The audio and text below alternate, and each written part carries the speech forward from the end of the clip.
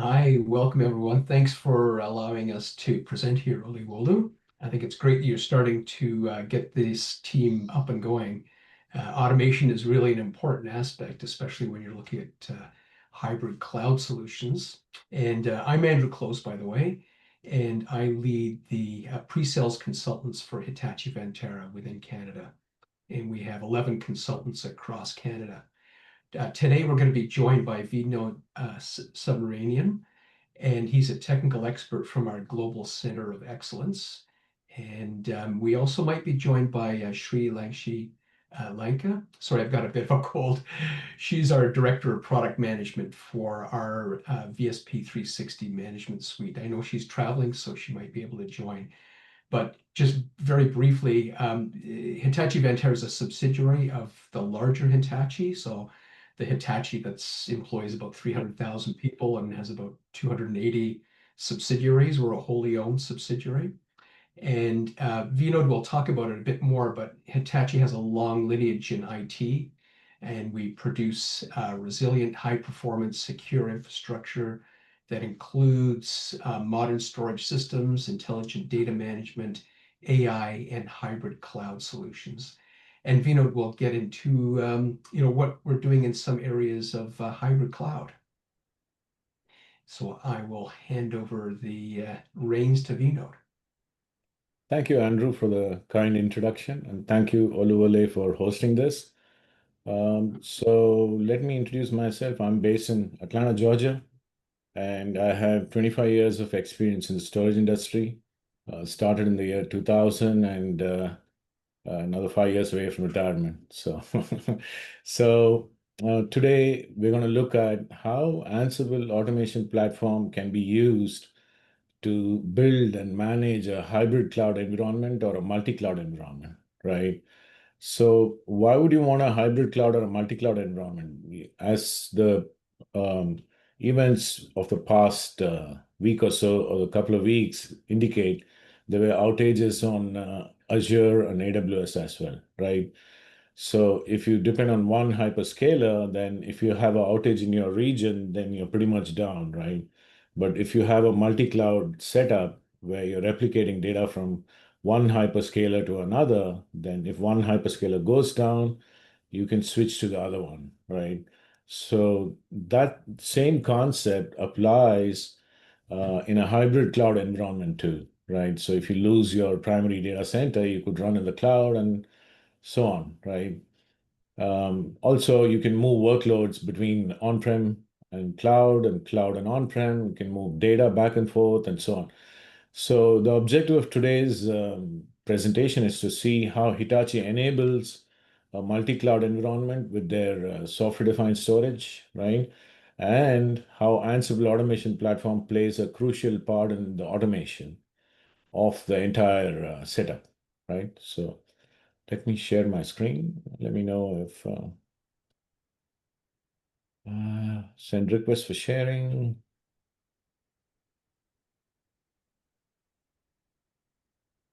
Okay, share desktop one.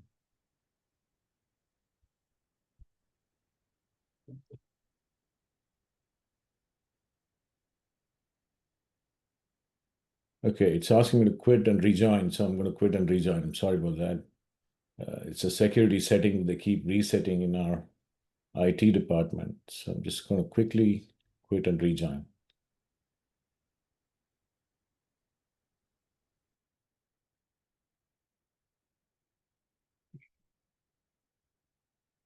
So much security these days, but you can never be too secure.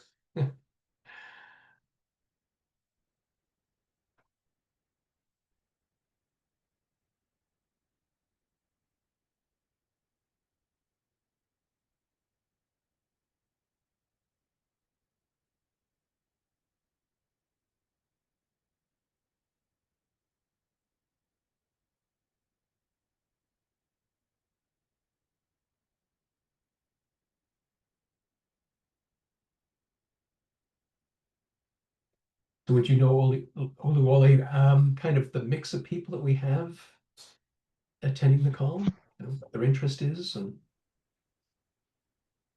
Yeah, I think so what we can do just before Vinod starts is I believe the chat window is open, just if you can just give us an idea of your industry, if it's IT, telecoms, just put it in the chat. Yeah, Yeah, just that'd be great. I think, yeah, yep. it says chat's disabled now, but so it's another one of your superpowers that you have to exercise. Allow all participants to chat. Yes, now There we I go. believe you Perfect. can chat. Yeah. So yeah. So Vinod, are you good to go? I can see he's back. Yeah, I don't see him back yet. Yeah, I'm There we back. go. Yeah. It didn't All let me right. unmute for some time. That's all. Okay. Okay. So let me share my screen and kick it off. Sharing is not allowed. Okay, I think you need to turn on sharing. It's in Zoom. Share screen. Sorry. Share docs. Oh, start video. I believe you're allowed to share. Can you try again? Yeah, let me try again. Yeah, that's better. Okay. So that's Great. Okay, we can see your screen now. Is it clear? yep. Looks good, Vinod. Okay, thank you. Let's kick it off, right? So Hitachi, as you know, is primarily known for its enterprise storage, among many other things, right? But in the storage industry, we're known for uptime and reliability, right? So wherever you need high uptime and reliability, you'll see Hitachi storage there. And what we've done is we've taken 30 years of storage expertise, which is reflected in our operating system, which is called as Storage Virtualization Operating System. And we've taken that operating system out of embedded operating system, right, running on the VSP on-prem storage arrays. We've taken the operating system out and we put it on commodity servers to start with, right? So we put it on commodity servers, and each server runs instance of the storage virtualization operating system, and it runs on top of SUSE Linux, right? So that's the first thing we did about 5 to 6 years back. So this works as a private cloud, right? So you can set up a private cloud in your own data center with commodity servers. You can pick off-the-shelf servers. We have some limits, right? You cannot, of course, take a 2-core server or a 4-core server and set up SWAS, right? So you need 32 cores and 256 GB of memory to enable compression, right? So that's a minimum. Other than that, we have no restrictions, right? You can bring your own server in, self-certify it, and you can run our storage operating system on on-prem private cloud, right? So we took it a level further with in the past couple of years. And now what you can do is, in addition to private cloud and in addition to embedded specialized hardware on-prem, which is what this VSP is, in addition to 1 and 2, you can now run in the public cloud too, right? So we took the same SWAS and we run it on top of SUSE Linux uh, in Amazon under EC2 instances, and in Microsoft Azure and Azure VMs, and in GCP and the GCP VMs, right? So since we run on all three cloud platforms, we have our replication algorithm called Hitachi Universal Replicator that can replicate data from Amazon to Azure, or from Azure to Google, or from Google to private cloud, or from Google to on-prem specialized hardware, right? So we enable data mobility across 1, 2, and 3. So that is at the heart of enabling hybrid cloud as well as public cloud um, with Hitachi technology, right? I'm going to pause here. Any questions?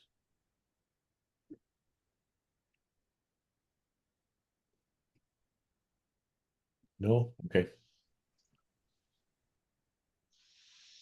So the entire technology stack is going to be managed by a platform called VSP 360. VSP 360 is our umbrella management platform for block, file, object, and software-defined storage. Right. So you'll be able to protect your data in public cloud, private cloud, and on-prem using our data protection layer, intelligent protection. And it acts as a single umbrella for replicating between public clouds as well, right? And the way it works is it currently hooks into Ansible automation platform, but in the future, we're going to embed all the workflows into the VSP 360 GUI as well.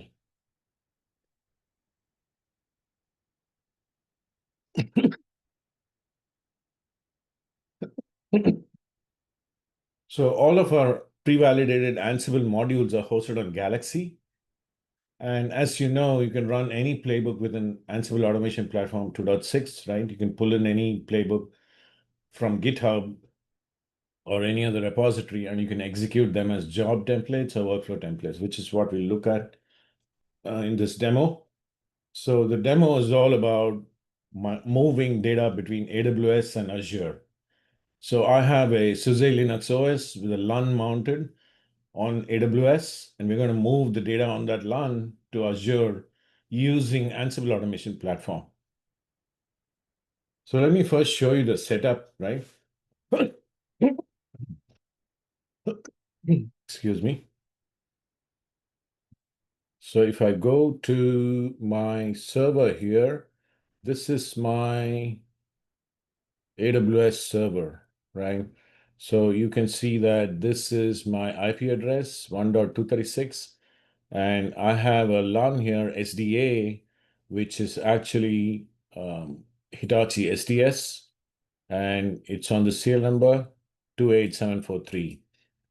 So now if I go and check in AWS as to how it looks, right? How do the virtual machines look in AWS?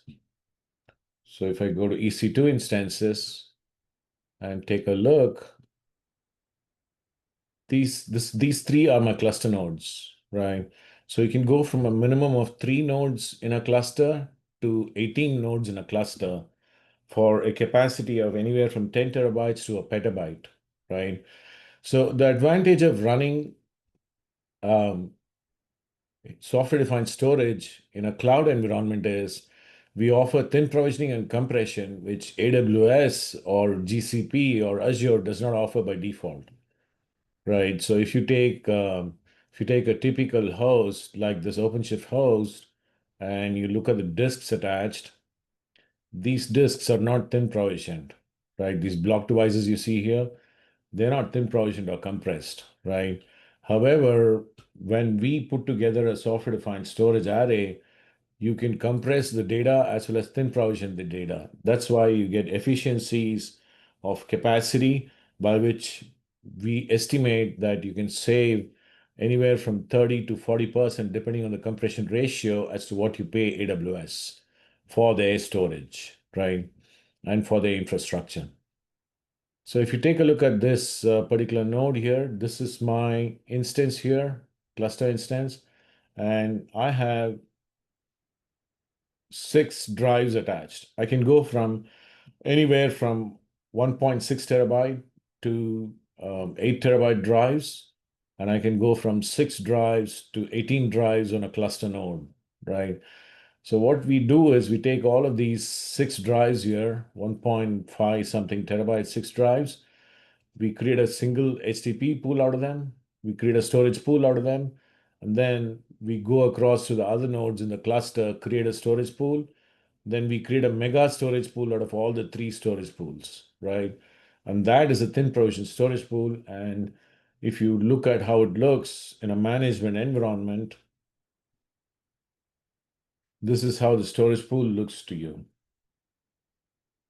right? So this is the storage pool with 3 nodes and a capacity of 10 terabytes.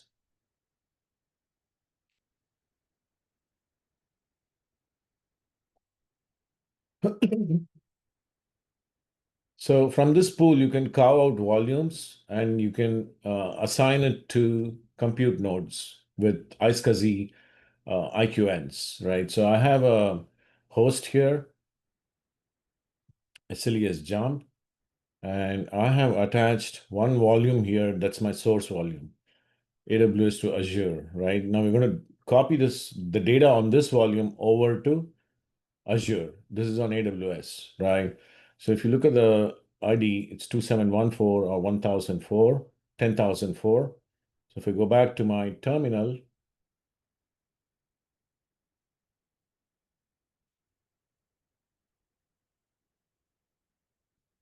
and I do a multipath, you can see that I'm running a 1 gig drive and the ID is 2714, right? So it's the same disk over here. And I have it mounted.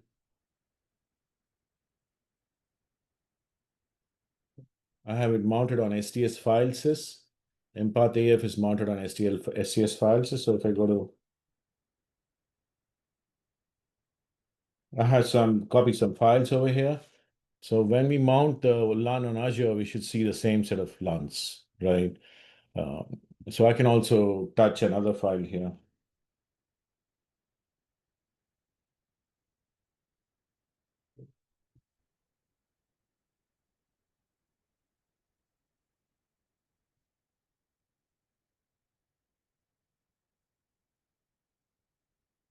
Okay, so I should see today's file when I move over to the other side on Azure, right? So that's the goal of the whole demo. Now, how does the Azure side of it look, right? So I showed you the AWS side, how it looks. Now, if we go and check the Azure VMs, I have two clusters here, but today we're going to deal with this cluster, right? This cluster right here. And you can see it's a virtual machine as well. And it's got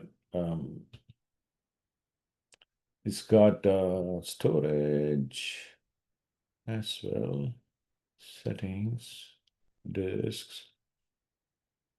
So it's got 7 drives, 6 drives, 6 data drives, and 1 local boot drive, right? So again, we create pools out of these and so on and so forth, and then we provision a thin LUN to the end host, right? So if I go now to the Azure interface, you will see that it's clean. There are no LUNs at all, right? So if I go here and show you, there are no volumes at all because it's a new cluster built just for this demo, right? So there are no volumes. But however, when I'm done with the demo, you should see the same volume you saw under AWS over here, right? AWS to Azure, and then we'll mount it on our Azure VM here. This is my Azure VM. Currently, it has nothing in it, right? And there's just 2 local drives, right? Microsoft as a vendor. So once we replicate and we mount it, we should see the data on this particular VM, right? So let's look at how we can set this up in Ansible automation platform. So first of all, Ansible automation platform will be embedded into our VSP 360 platform, right? So let me show you our VSP 360 platform. It's under transition right now. We currently released one version in August. Now there's going to be a second version in January, which is going to be the release version as part of a bigger release. And that's going to have embedded workflows in it, right? Embedded Ansible workflows. However, for today, we're just going to link and launch into Ansible automation platform, right? So I've already logged in here into Ansible automation platform.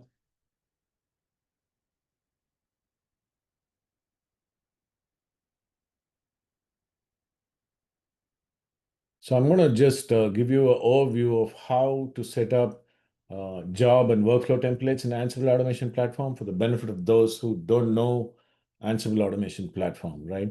So this is nothing but Ansible Tower. They renamed it as Ansible automation platform. It's Ansible Tower, or what it's called. There's an open source version too. Forget what it's called now. So you can either run the open source version, That's right? AWX. Yes, AWS, Yeah, correct. Thank you. yeah.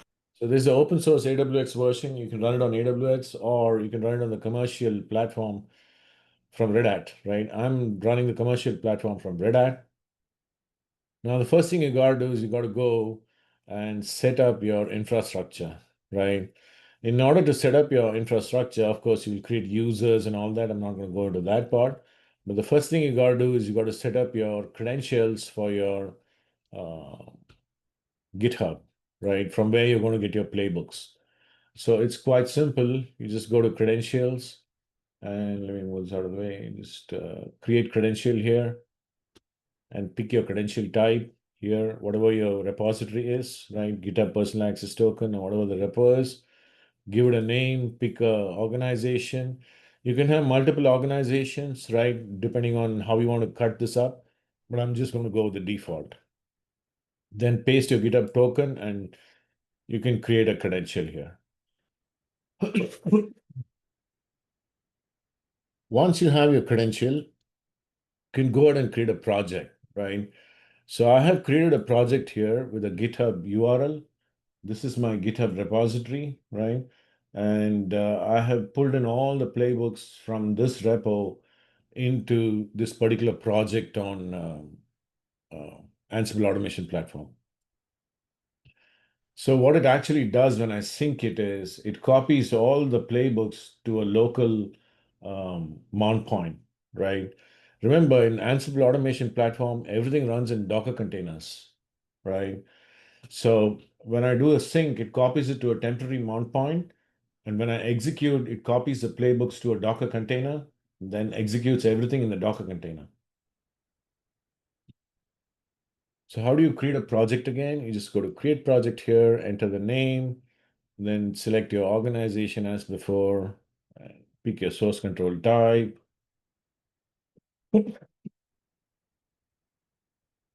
Type in the URL here to your GitHub repo. Then if it's not public, you got to pick a credential here and say create project.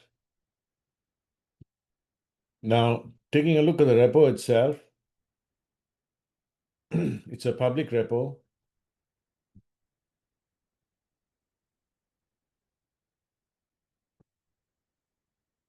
So I have 4 playbooks here, right? Executed in this order, 1, 2, 3, and 4. Excuse me. So the first thing that you got to do is create a journal, right?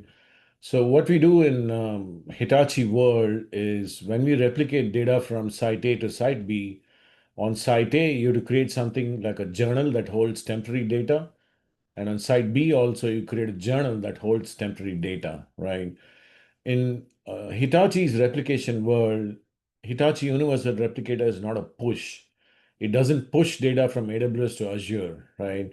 Rather, Azure will pull the data from AWS depending on how busy this cluster is, how busy this cluster is, and how much bandwidth is available between the two. So it's an intelligent kind of a pull algorithm, right? Why would you want to do that? Let's say this node, this cluster here keeps pushing data here, right? Without knowing that this guy is busy, then if you push too much data, this end cluster is going to go down because it can't handle the data incoming anymore, right? I mean, if you're pushing a terabytes an hour, terabytes every hour, right? Then it's going to go down. So what we do is we do a pull. We pull from here and then settle it into this journal and then write it to the disk, right? So that's why you need to create 2 journals. The first journal on AWS, the second journal on Azure, and this playbook creates the target volume on Azure where the data is going to reside after the copy. And this playbook actually goes out and does the copy itself, right?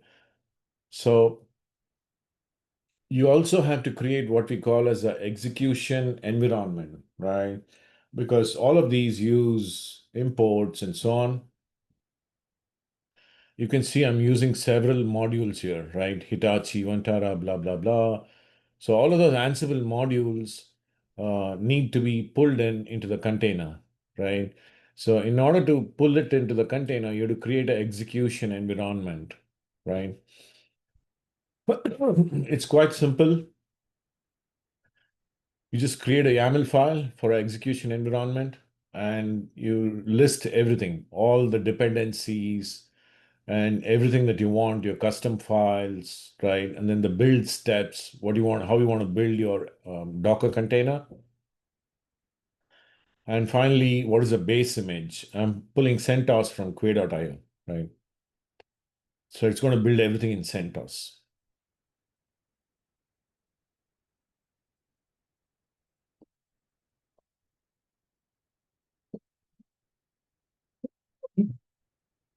You can also specify all your Ansible modules in requirements.yaml, right? And any binary dependencies here. So I'm installing Python 3, find utils, GCC, make, and tar, right? So once you've done that, you just go ahead and build this environment in the command line and push it to Docker. So I can show you that.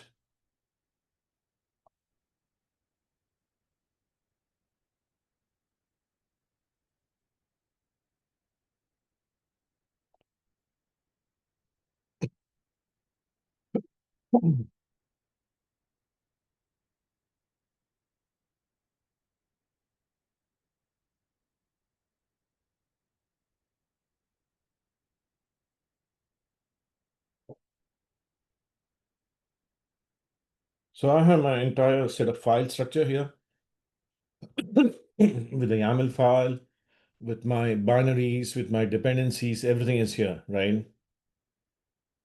So all I gotta do is run this command.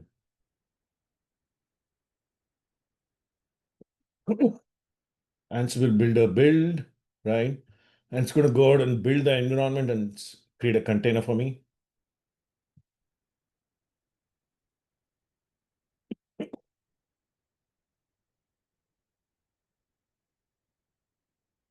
For my ls.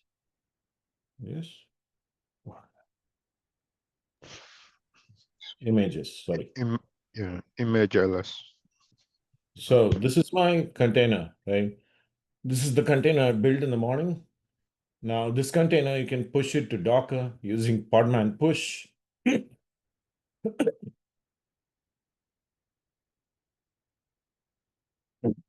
So if you go to the Docker site, you will see the container there, right? Sorry, yeah.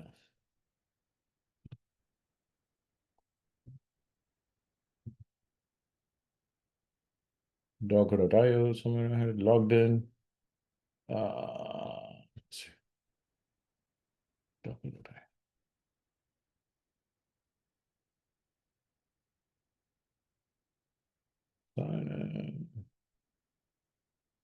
So if I go to my hub and I explore my hub, you can see my container here, right? What I built and pushed to the cloud about 5 hours ago. So this is the container that I'm going to use to execute all my playbooks, right?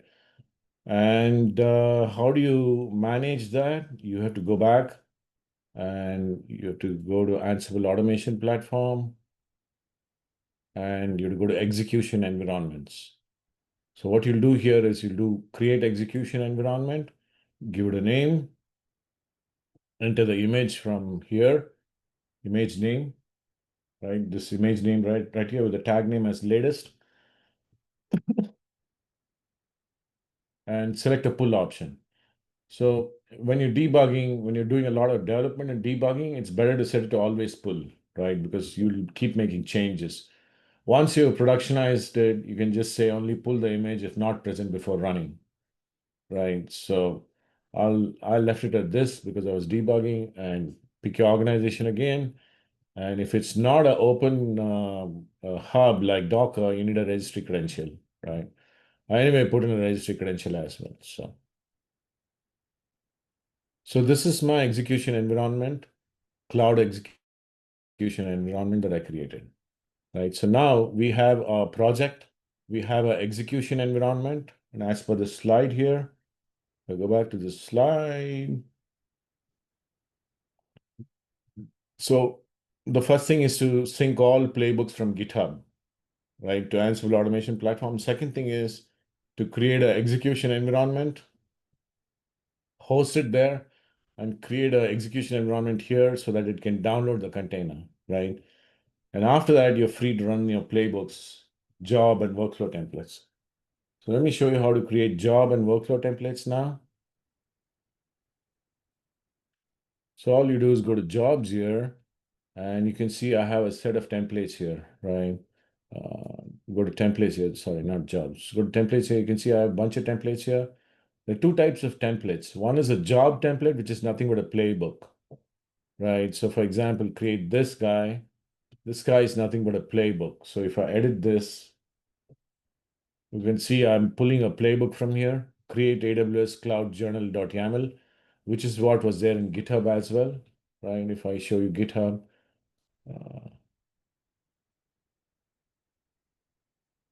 so it's coming straight off GitHub here. One, create AWS Cloud Journal, right? So like that, you create all your job templates. So I have 4 job templates now here. 1, 2, 3, and 4, right? So now I'm going to put all of these together in a pipeline. So they run one after one in a workflow template. So all I got to do now is go to create workflow job template and give it a name. Pick a organization, select the inventory if you have an inventory. I don't have an inventory. I'm just going to set it to demo inventory. And that's it, right? You can set any of these other job tags, labels, and so on, but they're not mandatory, right? So just create a workflow job template. And from here, you can start adding steps. So for example, the first step can be sync GitHub, right? So go here and then pick your GitHub template from here, project from here. And then convergence will be everything should run in the parent. So I always set it to all and then give it an alias so it's readable in the diagram and finish and then go here and start adding the next step, right? So go here and then pick a job template now. Pick your job template here. AWS Cloud Journal. Status should be run on success. When the parent node runs, you'll run this on success. Convergence, all of the parent nodes should run in order for the child node to run, right? And then keep adding them in sequence, right? That's why I added numbers in GitHub so it becomes easier to add everything in sequence. So my second step is going to be create Azure Cloud Target Volume, right? And always run should be switched to run on success. Convergence, everything in the parent node should run. And the third step and so on until the fourth step, right?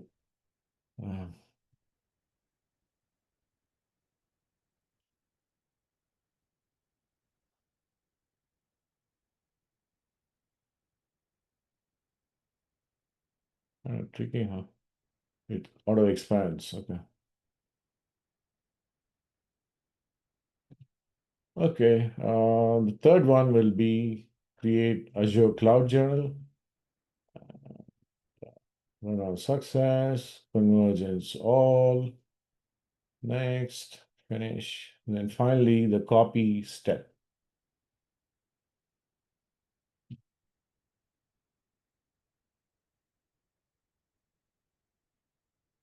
This is the step that copies data from AWS to Azure, right? So status should be run on success, convergence, all, next, and finish. And finally, any cleanup you got to do, you can add a management job at the end, right?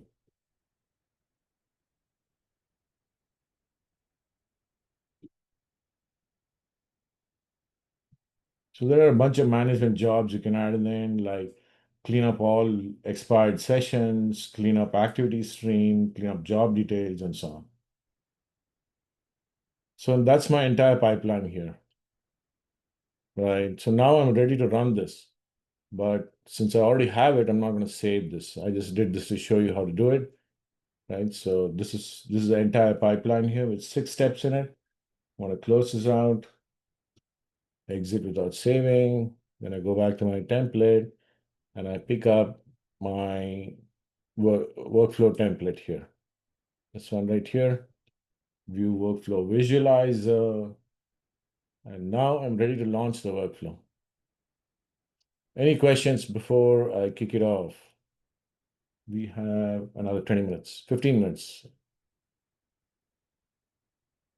Any questions from anyone? Okay. Yeah. So I just wanted to say, Yeah. yeah, I guess we can at the end, so that we don't run too much of time. Well, if we could just like have a quick overview of the storage part of it for those who are kind of more familiar with Ansible and Ansible automation platform already. Yeah. Okay. Okay. Yeah. So yeah, I'll do that, Oluvale. Yeah. Definitely. Yeah, about at the end, if we have time. Yeah. Definitely, yeah. So just hit launch workflow here, and it's going to go and kick off all the tasks. Right. So it's synced GitHub. Now it's going to create the journal here.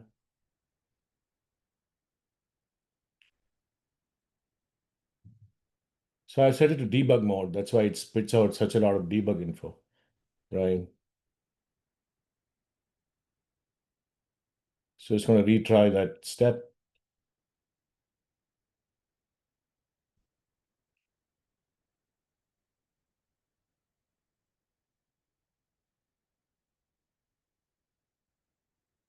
The first time around, it doesn't get the ID because that command is still running. So I put it in a retry loop, right? So I got the step now and it's succeeded. So we go back and check the back to jobs.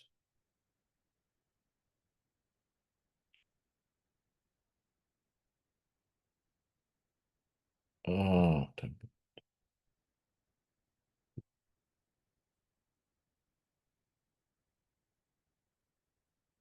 this one, this one. Okay, so now it's creating the Azure target volume where the copied data is going to be, right?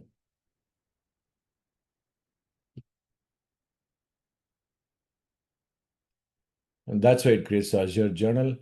And the third step, last step will be to copy the data from AWS to Azure.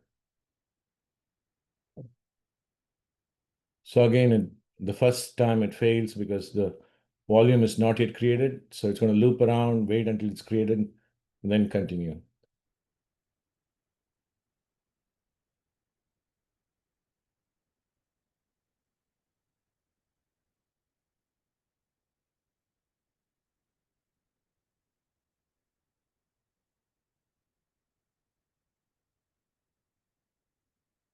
That's done. Now to the crucial step of the copy.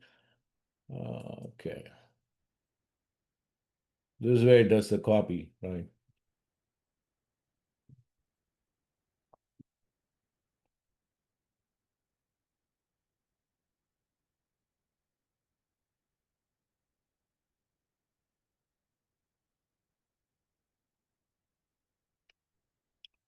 So it's now waiting for the data copy to complete, right? That's what this is.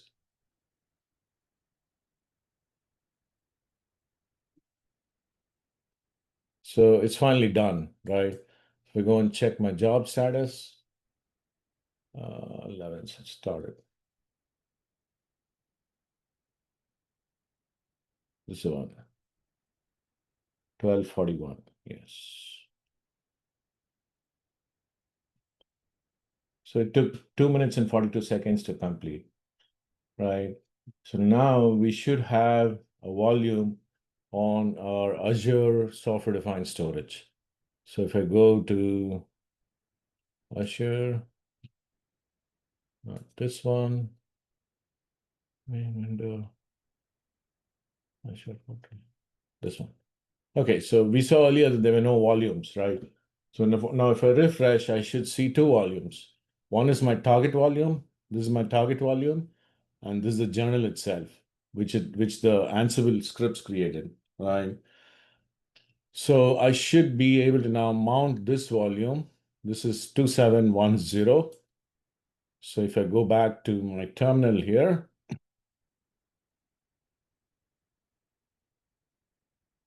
it's my terminal. Okay, so now I can check if any sessions are there. No sessions. So I'm going to log in here.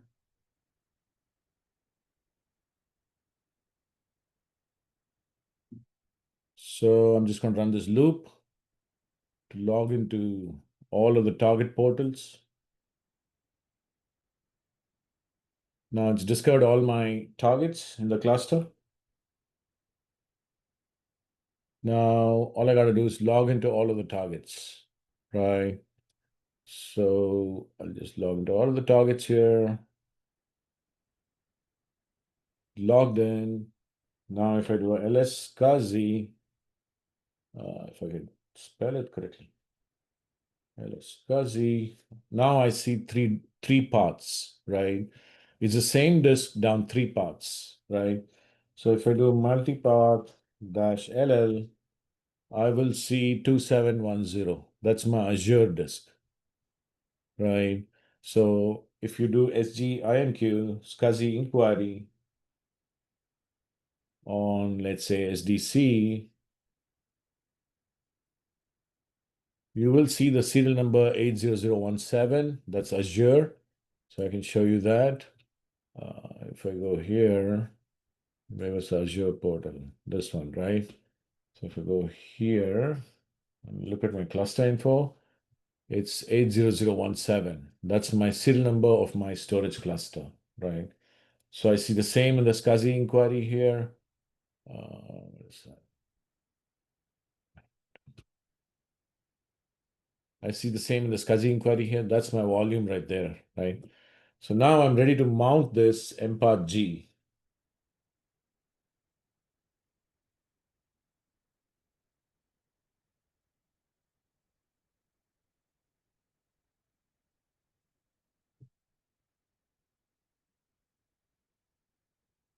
And if I check, I should see all the data, right? So this is the test file I just created. If we do a date, you can see 174825. And if I go to the other terminal, where was the other time? This one? Yeah. So if I do a date and 1748, this was 1722, right?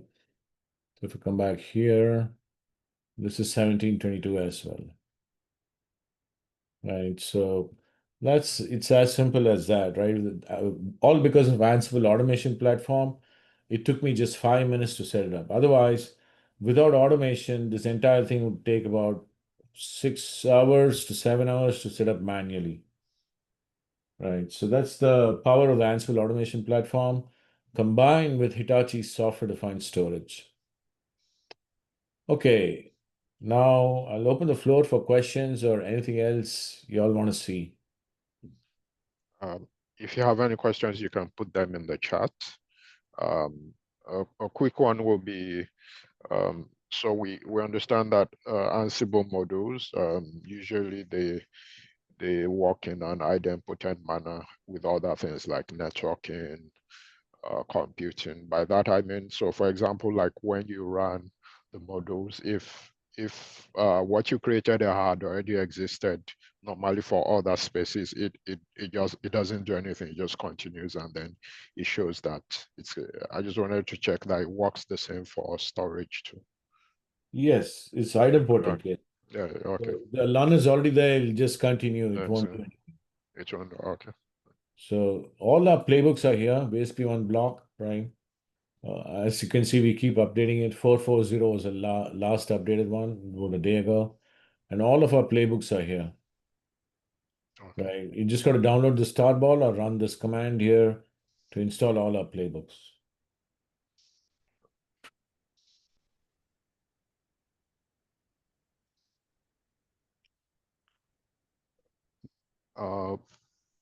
If you have any questions, please put them in the chat. Yeah, and then we'll take them before the end. Sorry, can you also put the Galaxy link in the chat? Yes, of course. Yes.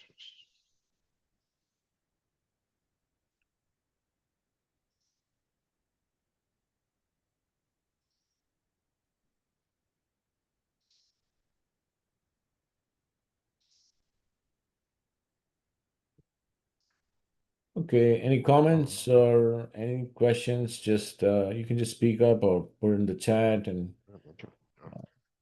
there's nothing else. I'll hand it back to Andrew and Oluwole.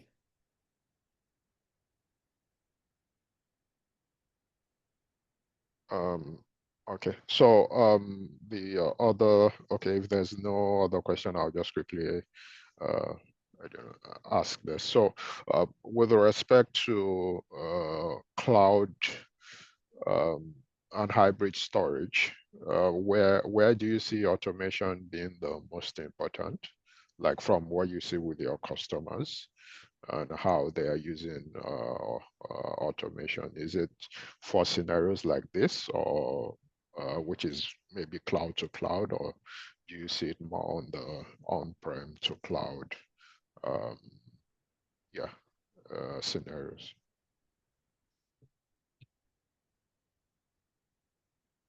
Where do you see your customers using like automation the most?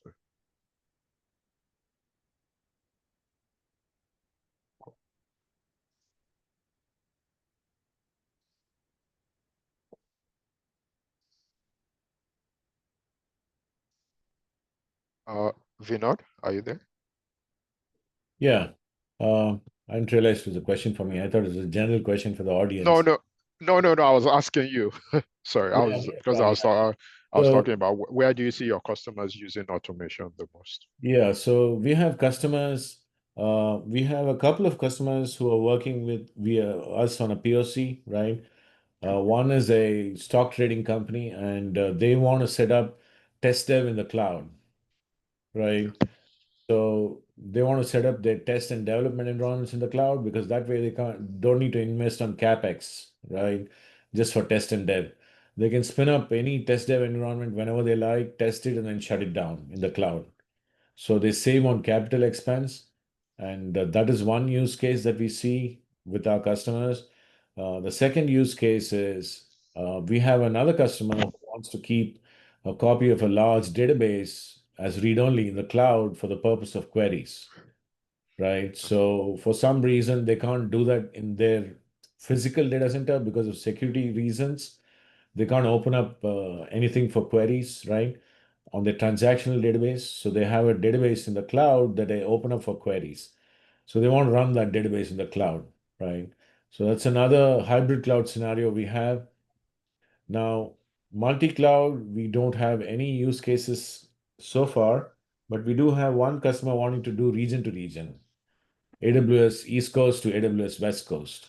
You can do that too, right? I just showed you the multi-cloud environment, but you can do region to region within a hyperscaler as well. So we have another large customer asking for region to region. Yeah, go ahead, Andrew. Yeah. Yeah, I think as Vino pointed out at the beginning, with the recent outages at AWS and Azure, people are understanding the need to have a more of a multi-cloud solution, not put all your eggs in one basket. So I would anticipate that use case would start to grow.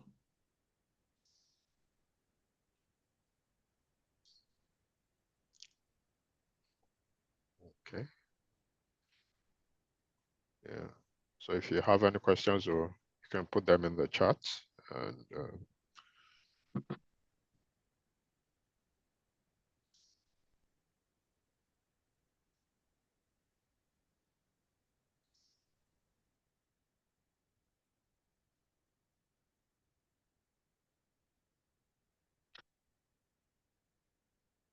Are any of the attendees, are they experiencing any challenges around storage? I mean, one of the things that we saw when the cloud first strategy was most popular was that people were realizing that there are challenges with data gravity, and that it's easy to move your compute around, whether it be on-prem or to different hyperscalers. But if your data doesn't follow, it creates a whole bunch of latency.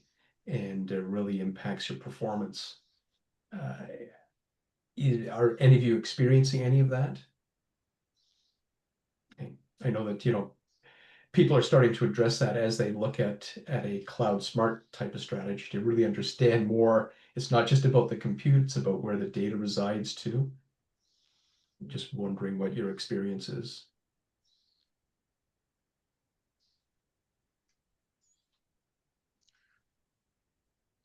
Yeah. Okay. So if we don't have any other questions, do we have any final thoughts from Vinod, or like closing thoughts? And then yeah, and then I'll share my. Or is it Andrew? Andrew, are you going to close? Yep. Yes, let me just add a quick Okay. sentence. So if you have any POC or demo that you can't do in your environment, right? Yeah. COE, we have our own labs, so you can come to us. We will set up a POC environment, and you can remote in and you can test things out, right? Yeah. It's like take things for a test drive. That's what we do at the COE. So over to Andrew. Yeah, we'd be happy to help you out with that.